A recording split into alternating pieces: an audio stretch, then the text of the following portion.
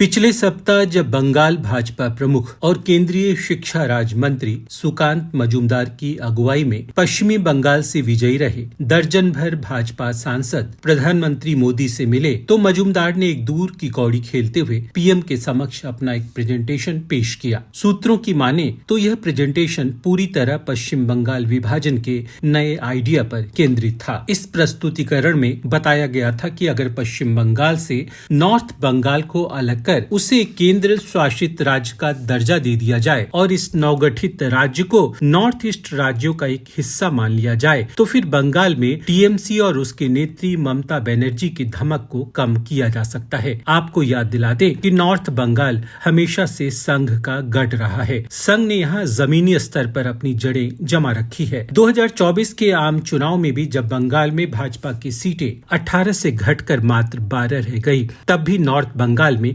भगवा पार्टी का जलवा बरकरार रहा। भाजपा ने यहाँ की कुल 8 में से 6 सीटें जीत ली थी।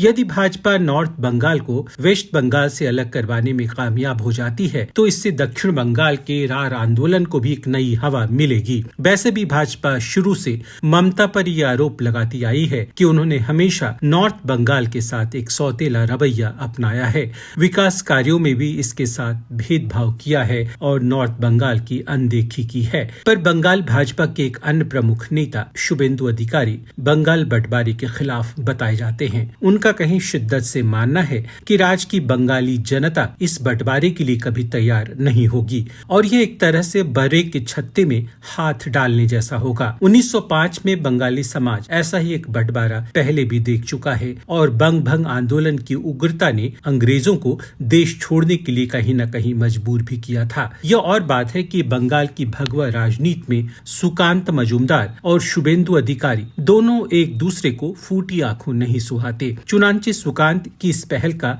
अधिकारी को वैसे भी विरोध करना था। उड़ती चिड़िया के पंख गिनने में माहिर ममता ने भाजपा की संभावित चाल की पड़ताल पहले से कर ली है और उन्होंने अपने अंदाज में अभी से शोर मचाना शुरू कर दिया है। ममता भाजपा को अलगाववादी करार देते हुए अपने निजी राजनीतिक लाभ के लिए उस पर पश्चिम बंगाल को बांटने का आरोप लगा रही है। आने वाले दिनों में यह मामला और भी तुल पकड़ सकता है। तू कैसा नाखुदा है जालिम जो कश्तियां डुबोने का शौक रखता है, पर तू भूल मत कि ऊपर एक खुदा है जो बचाने का शौक रखता है। हमारे वीडियोस को देखने के बाद लाइक और सब्सक्राइब करना बिल्कुल ना भूलें।